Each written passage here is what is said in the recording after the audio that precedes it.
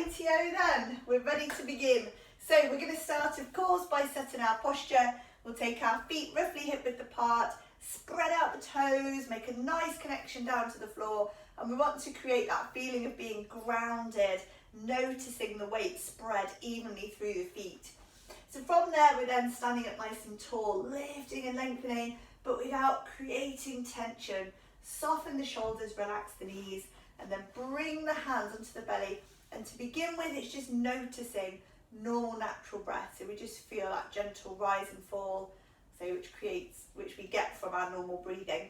So we'll stay with that. Let the arms relax down and then gently drop the chin towards the chest.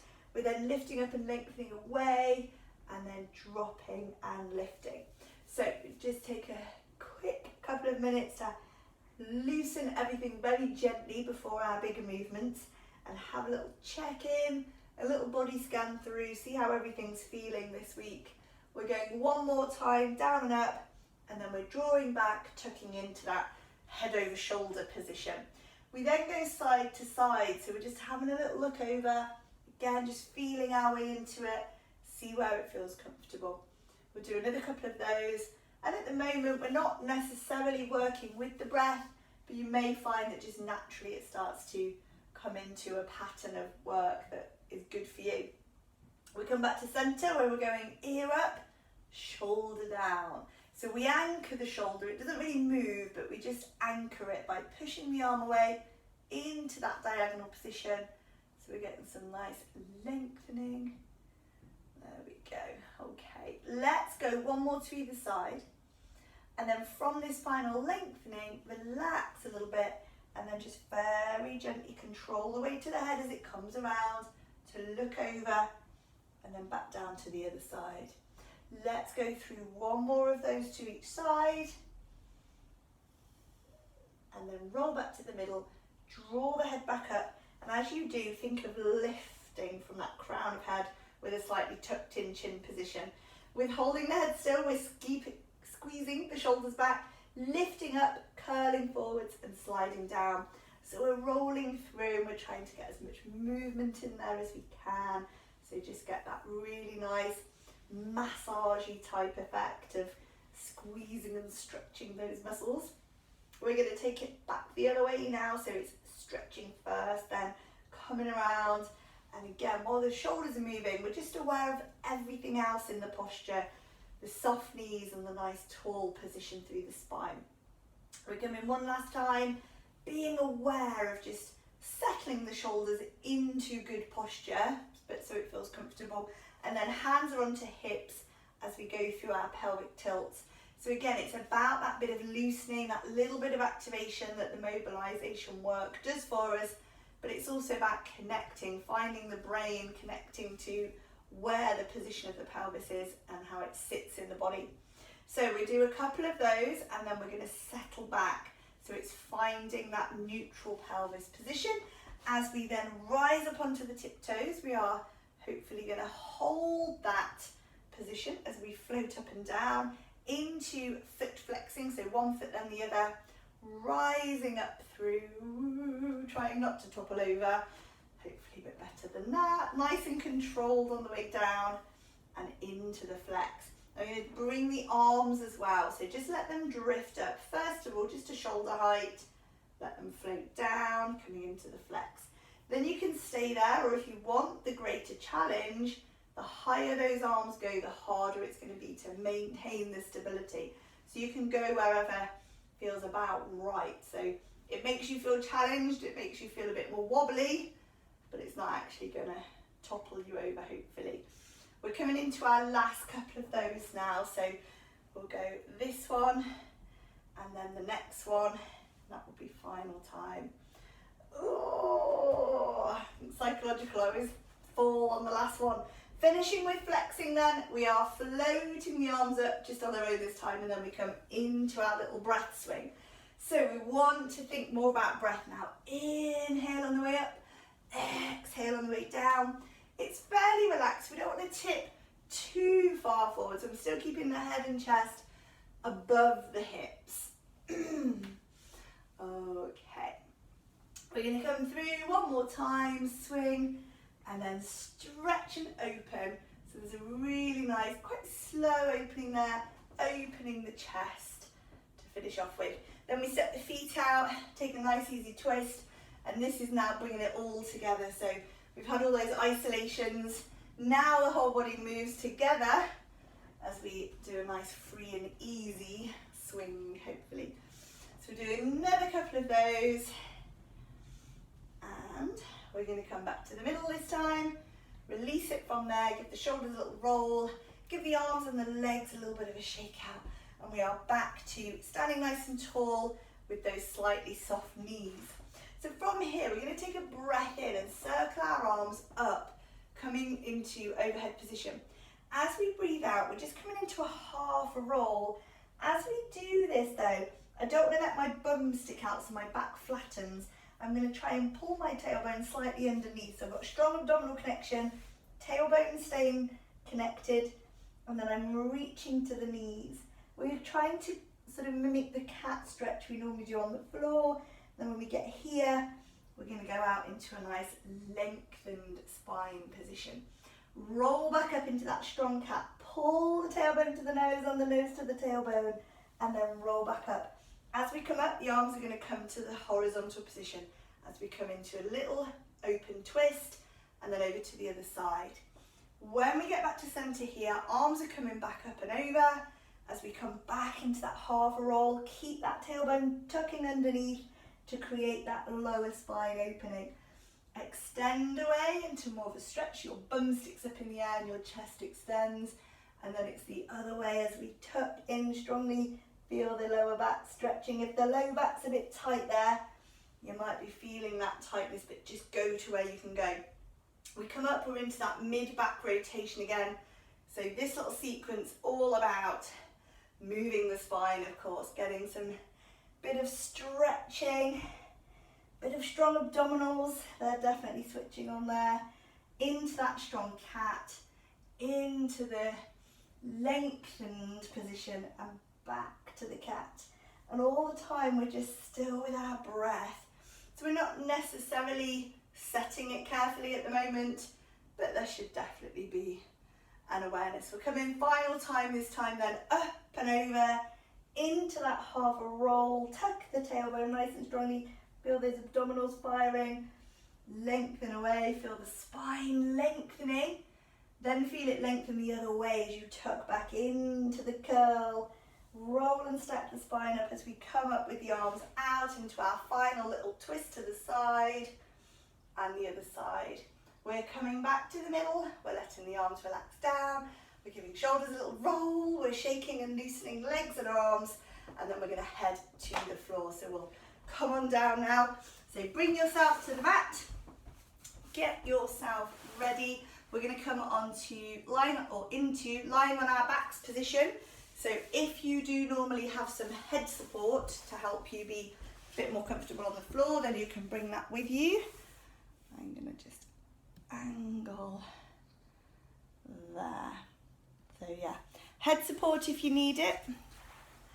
And then just find your best, most comfortable position on the mat. On your back, knees bent, feet on the floor.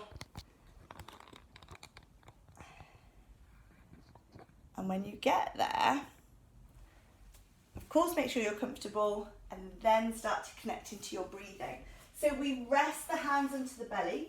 We just initially find the natural breath. We feel that gentle rise and fall of normal everyday breathing that we're not normally aware of, but it's how we generally would be breathing. Then we're going a bit deeper, of course, to find that Pilates connection. So we inhale, we feel the belly expand. As we exhale, we encourage away, finding that natural bracing, natural tightening that comes through the centre at the end of the breath. We're going to float up into a single leg position with a slightly extended foot. So I'm not like pointing my toes to the point where my foot feels tense and rigid, but I am definitely lengthening my toes away to a very, very long leg here. So breathing out, we're pushing away, we're creating a long one leg stretch. As we breathe in, we're coming back, drawing the knee over the hip, just into that straight line position so we don't move the pelvis around. So breathe out, extend away, breathe in, come back. That is our single leg, one leg stretch. If you're normally doing 2 leg work, into your double tabletop, where you will be alternating your leg stretches in the same way, keeping that little bit of pointed toe or pointed foot position to create a feeling of extra length. We've done lots of different variations of one leg stretch just recently, playing around with different foot positions, slightly varying the leg position. We're going back into the original one leg stretch, all about that length, creating length, feeling the leg stretching. But that's not to say that because it's very, very stretchy that it's not strong. You're going to still feel that work down the front of the hip and the leg. We're going to be holding stable pelvis position is what we're aiming for. So the leg is moving really strongly, but the hips don't help that. They stay controlled and steady. And then you've got that connection to your breath, which is helping with that abdominal activation as well. So if we're doing single leg work, we're probably going for about 10 or 15 reps, but you could really just probably see how tired the leg gets, because you're going to feel that fatigue coming into those front of leg muscles. For the 2 leg option, again, you could probably go to fatigue, or again, if you normally count your repetitions and know how many of this type of work that you do, then you're probably working again in that sort of 10 to 20 it would be on this, because of course you're doubling it with the 2 legs. So see what you think. I'll give you a bit longer. When you've finished, if you're doing a set amount or you get to your fatigue, if you finish before I say rest, then of course you're coming into your rest phase whenever you need to, and that could be having a bit of time to do some stretching or curling or even just resting. But for now, I will leave you a little bit longer as they're all still looking pretty strong. So just as we stay with it in those, we're probably coming into our last few now. We want to be still aware of all those little technical points, stable pelvis, strong legs, and connection to breath, of course. And then, like I say, when you do come to rest, it could be that you're doing some stretching, some curling, some releasing, relaxing, wherever you want to be.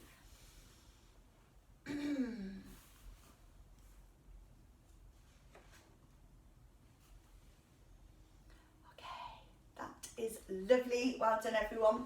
So from here, we're staying in this position, but we're drawing our feet in a bit closer because it's going to be shoulder bridging next. The exact opposite, pretty much, of what we were just doing, which was all about keeping the body very still and being very stretchy with the legs. Now your legs are your guiding anchor, or your feet are really, and then the rest of your body, we're trying to create as much movement as possible.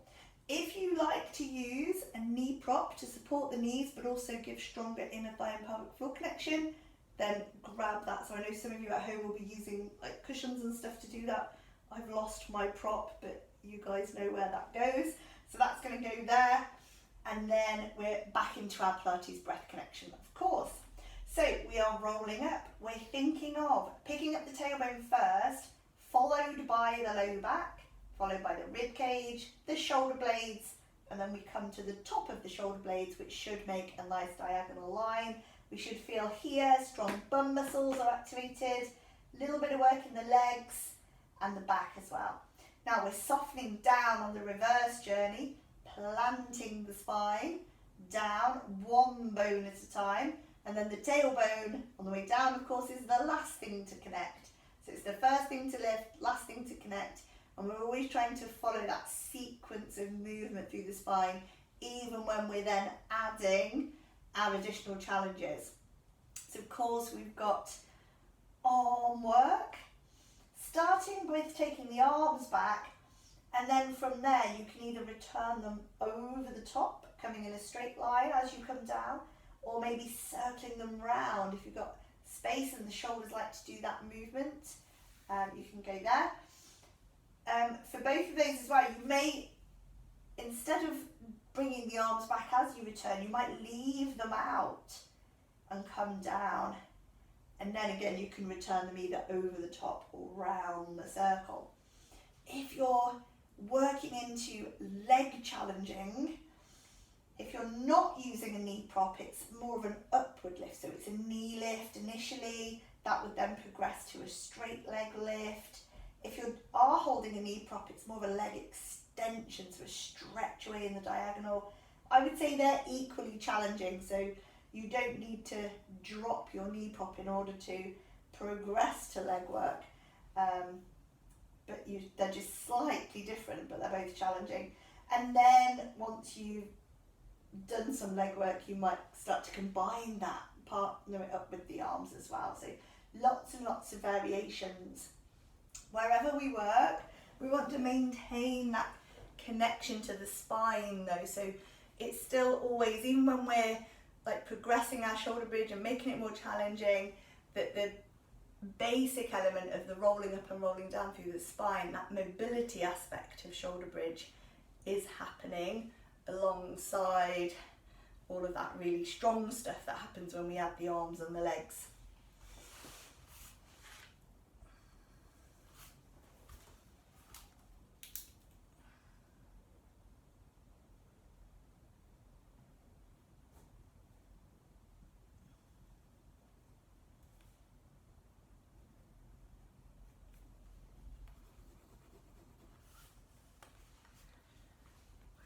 They are looking good.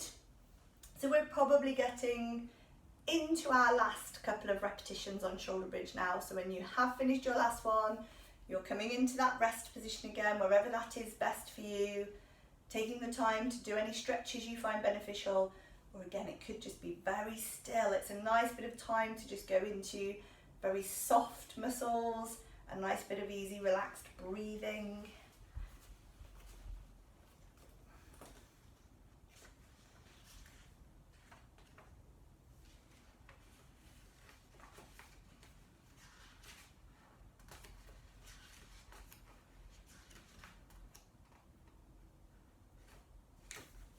Okay, we are good. So we're turning from here onto our side. We're coming, or sticking with, I suppose, lower body focus. But we start by coming into a straight line. So more traditional side lying is a straight arm, but if that makes your head feel a bit odd and your neck feel under tension, you could tuck the arm in and prop your head up a bit more if needs be. Whatever you're doing with your arm, from your head down to your feet, you're looking for a straight line with this one today. We're going into our side bicycles, so really big movements. The bottom leg, you can choose whether you keep it raised up or you rest it down, and that will probably depend on what your hip is most comfortable with. So wherever you are with the bottom leg, we're going to start by drawing the knee up into the chest, or as high up towards the chest as we can to get the strong abdominal activation. We then stretch into a big kick forward. We're then doing that big sweep behind, probably further than we would go on any of the others, and then pull the heel into the bottom to bring through again into that strong activation. And then hopefully it becomes quite fluid and makes that cycling type action that we are after for the side bicycles. We will keep going in that forward bicycling motion for somewhere between about 5 and 10, which I know 5 doesn't sound many, but we've got to go the other way as well, of course. So if you are at the point of changing direction, tuck your heel in towards your bum, then push back first. You'll feel that very opening to the front of the body. Stretch the leg away in the backward position, sweep into the big forward kick, tuck and extend. So it is literally just the same pattern in the other direction. Sometimes it just takes a bit of organisation in the brain to get it through the body. So I'd say probably about 5 to 10 each way, and that's going to be a good amount of repetitions. Strong leg work, of course, strong hips, strong abdominals and back work, holding us steady. And it's not that you would be stiff or rigid in this.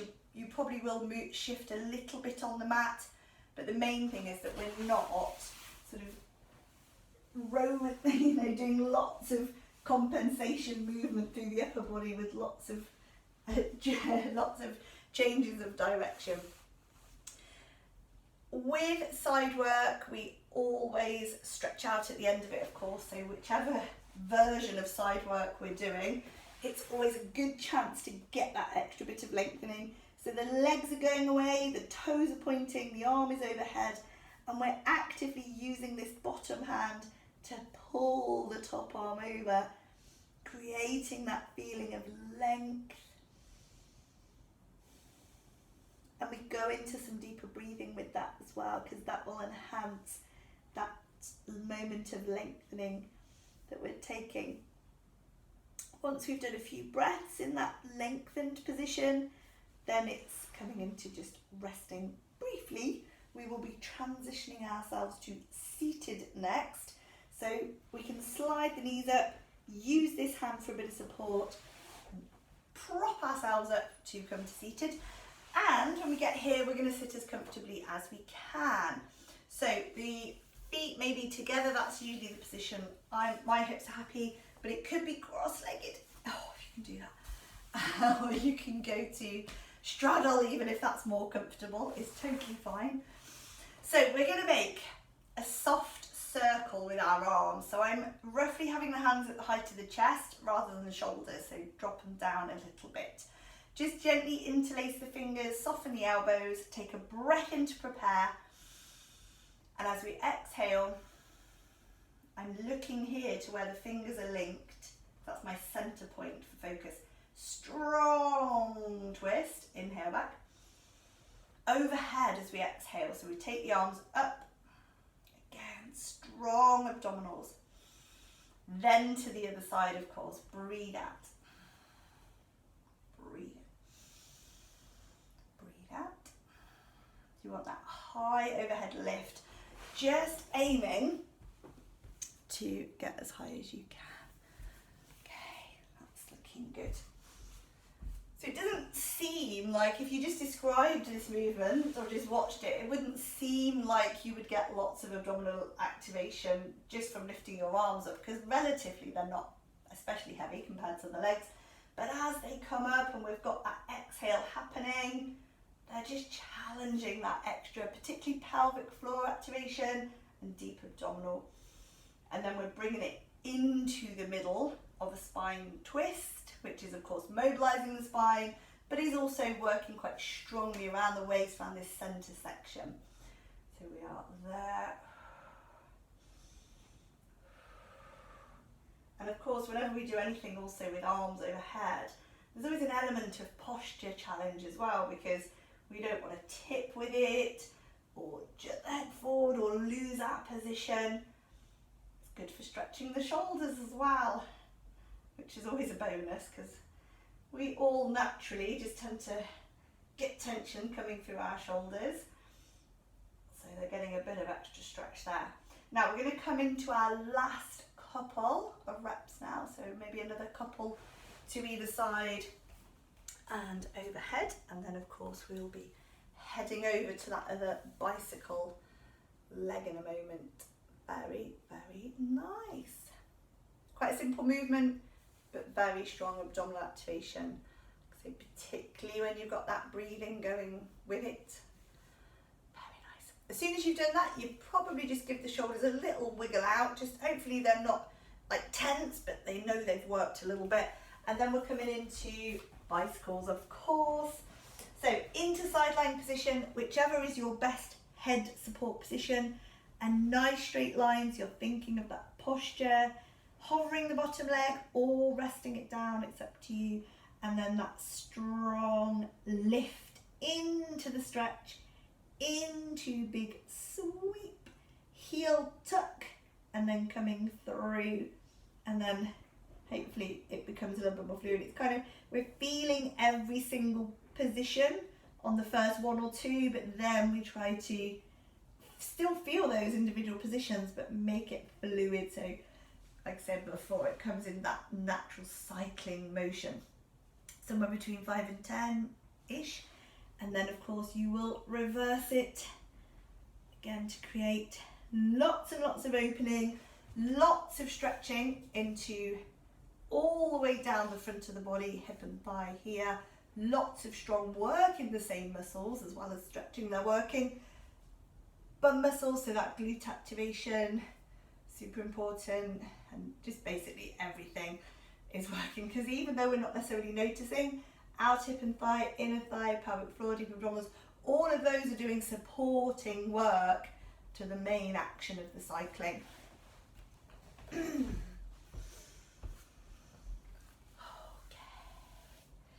they are looking good.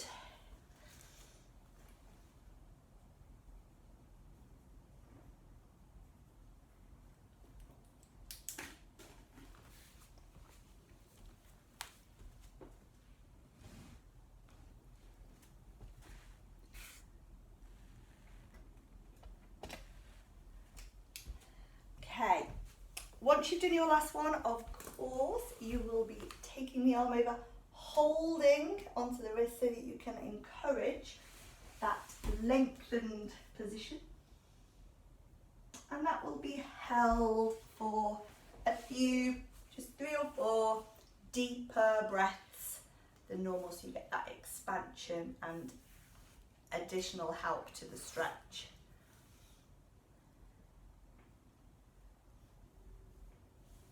Okay, great job. So we're going to head over onto the tummies next. So first of all, just roll yourself onto your front, and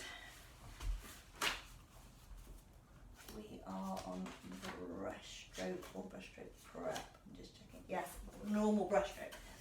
Okay, so we've got a few options as always.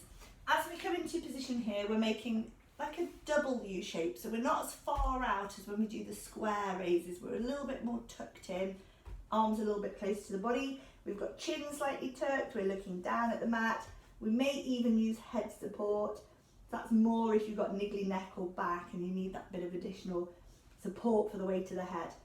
Otherwise, we don't want to be too slumped, so we'll be a little bit lifted up if possible through the upper chest. So single arm, we're going to pick up, we're extending out. Now we're trying to create big length with this one, so it's reaching right above the head if possible, into the big sweep, slightly more relaxed, but then it's a very strong pull, so you're trying to tuck in quite tightly, elbow to rib. That arm will then release as the other arm goes, big stretch, big sweep, big squeeze. So it's quite a lot bigger. It's about really creating space as well as strength, bigger than some of the other shoulder work we do. So the double arm, of course, is the same. Big stretch forward, big sweep out, roughly horizontal arms there, and then pulling elbows into the ribs as you do that, the shoulder blades squeeze together. When we go into 2 arm work, of course, there's going to be this additional challenge into the low back, the bottom and the legs. All of the lower body will fire up because you're having to hold that upper body weight up, and the weight of the arms, of course, as they create that breaststroke movement. But it's almost the same as swimming in the water. You're not quite pulling all the way back, but it is almost that movement. So of course it's got that name breaststroke because it is very, very similar to there. Not as fast as they do it in the swimming pool though, of course, if you've been watching the Olympics. We're going nice and slowly, controlled, really feeling every inch of that movement as we pull into that tight shoulder squeeze, go out to that big stretch, feel the length through the arms as you come through. A bit like when we do our arm circles on the back and we're trying to always feel the length, the space. Similar sort of feel with this, although it is, like I said before, not just stretchy, it's very, very strong, and you're trying to encourage those shoulders to move, activate as much as possible.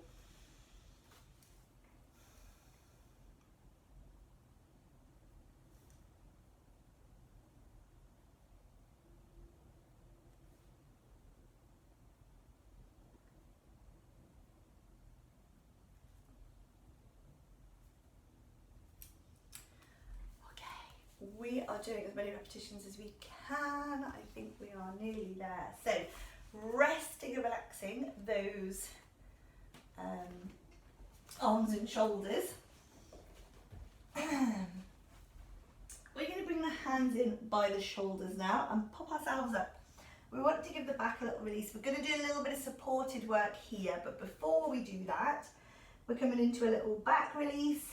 So from that quite big, strong breaststroke, we're going to roll the spine. So that's very similar to what we did in the second part of the warm-up, where we were moving through the back and doing some twisting. We'll probably go a little bit further in this position. Then we've got the sideways ones, of course, in this position too. So you've got the sideways hip slides, and then you've got the freedom of movement going wherever you want to go. So just keep some softness in the elbows, try not to lock those arms, and then just allow the body to move freely through all those different positions that your back is happy to go there.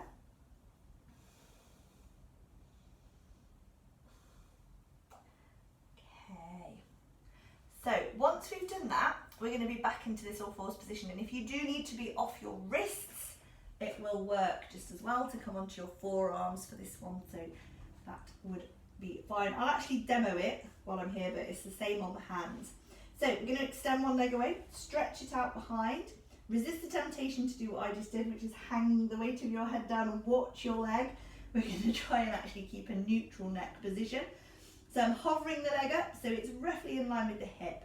I'm then going to hover it away to the diagonal, breathe out and breathe in. It's not a very big movement, but it's very, very challenging to the stability. So you're trying to hold still and steady and not shift and move around.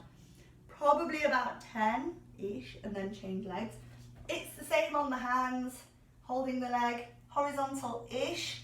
Try and resist bending the knee at that point. It's more likely to happen in the all fours position. And then you've got that little diagonal drift, back to center. Breathe out to go away, breathe in to come back. Super, super challenging. Of course, upper body is having to hold your weight. Slightly harder on the upper body if you're on the hands, but like I say, if you need to protect the wrists, it's probably better to be down on down on their forearms. So you can judge that for yourself. Then, of course, the main challenge is the stability, that core strength, and you can really feel what core strength is doing on this one, I think. So as that weight of that leg drifts away from the centre line, you really feel everything firing up. Like I say, it's going to be, I'm just saying 10-ish, so really you can feel your way through it and do the right amount for you. Strong in those glutes again, of course, as you go to the diagonal, lots of firing up around the hips. When you've finished, we will go into the normal stretching position, so that could be high hips or child's pose, wherever you prefer to be. We want to give that shoulders, but also the arms a chance to have a bit of a stretch there. So when you do get to rest, take a couple of deep breaths at least in the position. If you do need to release the wrists a little bit, once you've had a bit of a shoulder stretch, then you'll be able to bring the arms in and give the wrists a bit of release too. Then we'll be coming up, so let's bring the hands in by the knees, push ourselves up, and we'll roll up so that we can reset back over on the mat. So maybe grab a drink or something on the way over if you need to, and then come on down into knees bent, feet on the floor position.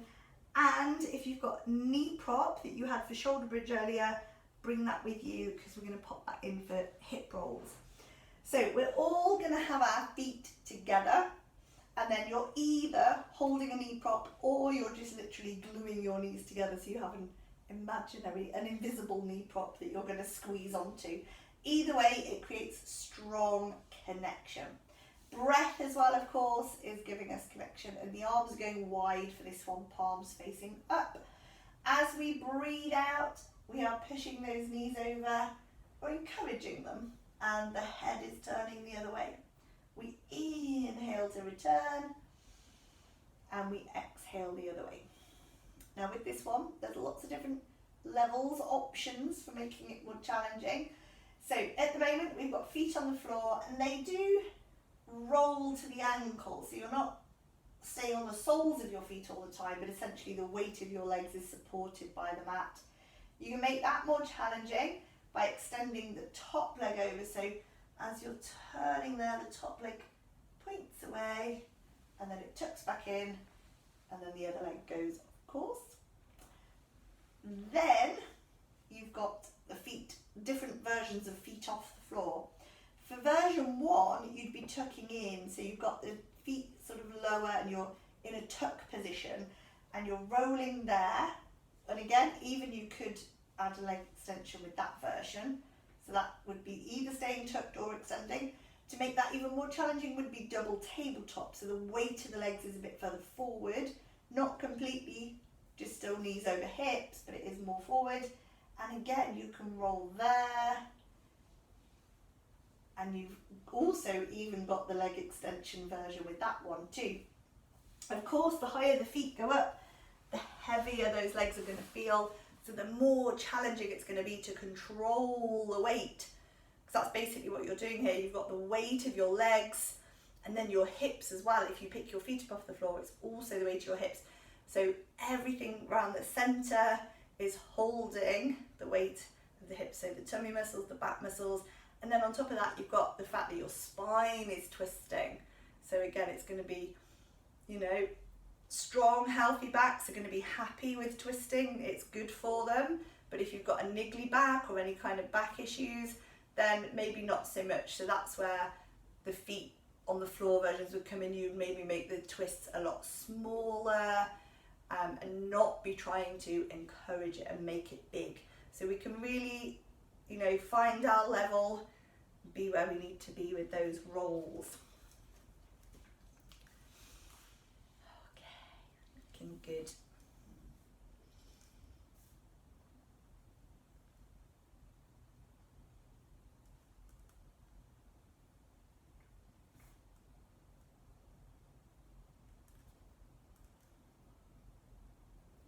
Okay, so if we're still going on these, we're going to take a last couple of repetitions now.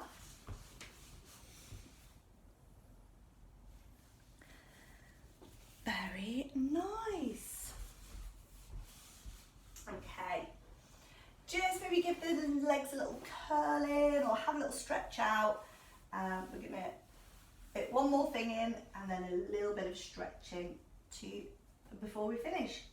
So we are back into our neutral position. We've got these bent feet on the floor, the head is supported if we need it, and everything is pretty relaxed. And we've got that connection to breathing as normal. So we're going into some double arm circles. So the arms are going the same way, and we're going to pick up either into the single or the double tabletop. So you've got the different level of challenge there. You can also decide how many you do. So as we work, although this is very stretchy for the shoulders, we still want control. Keep the ribs connected to the mat. We start with an exhale. Thumbs are going back. They're leading the way. So the palms stay facing inwards. See if you can get the thumbs to the floor. If not, just notice where they do get to. Then open the arms wide, sweep in and come round. And then just keep going. And then start to notice if, after a few repetitions, everything hopefully will just loosen a little bit there, and you'll find that you get those thumbs a little bit closer. So we're thinking somewhere between about 10 and 20 with these. So you've got quite a big variation there in the amount of repetitions. It's really up to you where you go with that. At the moment, of course, we're doing backward arm circles. The next set will be your forward circles, and if you're doing the single leg work, that's where you'll change legs, of course, so that you do half and half on the lower body challenge. Like I said before, even though it's quite a stretchy one, it's quite nice for releasing through the shoulder area, the upper back, the chest, all of those important posture muscles. It's still a strong core challenge exercise, and we're using either the leg or legs to provide that lower abdominal element of challenge, but also the rib cage connection to the mat.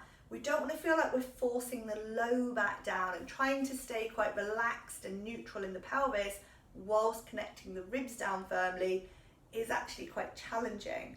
So it's trying to find that connection, and again it just enhances the abdominal activation.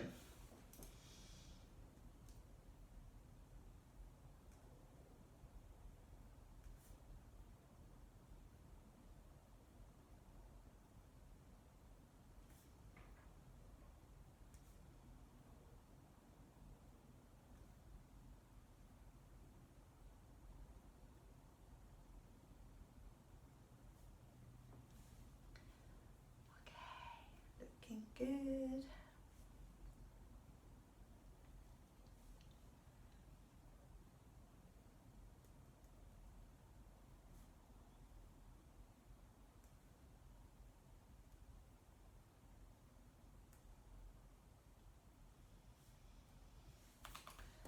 Okay, lovely. So probably getting near to the end. When you have done your last one, just rest for a moment. We'll all be taking a little bit of a stretch together to finish off with. Okay, so we're bringing the knees in. If you haven't already, bring the knees in, hold them in, and start to draw some nice big massagey, loosening circles through the low back. So we've just got nice, easy circling, supporting with the hands. We go back round the other way, and all the while, through these last few minutes of just releasing, nice easy breathing, just a connection to the breath and an awareness. Okay, we're going to release those legs down. Pop the feet slightly wider than the hips so you can just let the knees rest inwards. We're going to do the same thing through the upper body. So we reach the arms up, clasp the hands together, and they start by stretching back. We then roll to one side of the ribs, down, roll to the other side, and again just go into your breath there and feel your way through that movement.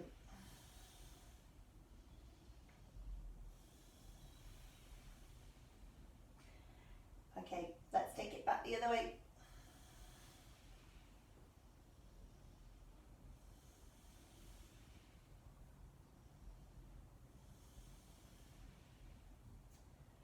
Okay, we're going to finish on this one, taking the arms overhead. Lengthen the whole body out there. We're trying to point the toes, extend the fingers as far as possible overhead. And just breathe into that position for a moment.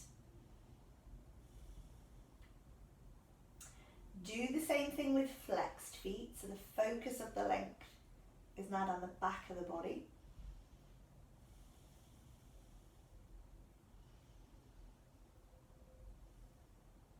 And release that. Circle the arms around, draw the feet back in close to hips, and then turn yourself to the side. We'll ease ourselves up to sitting. So we're just going to sit comfortably again. Again, just legs whichever position is best. Bringing the hands forward. Nice big shoulder stretch this one. We're trying to really focus on opening out at the upper back, particularly between the shoulder blades. So we take a couple of breaths there. Then we want to do the opposite. Ease the elbows towards one another so it's opening all across the chest. Again, another area that tends to get tight. Then release into side bending with the breath.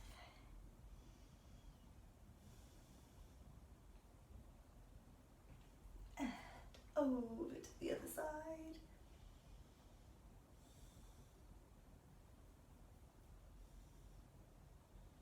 Okay, let's come back. Roll the shoulders. Yay! Great job, everyone. Good work. Lovely to see you all as always.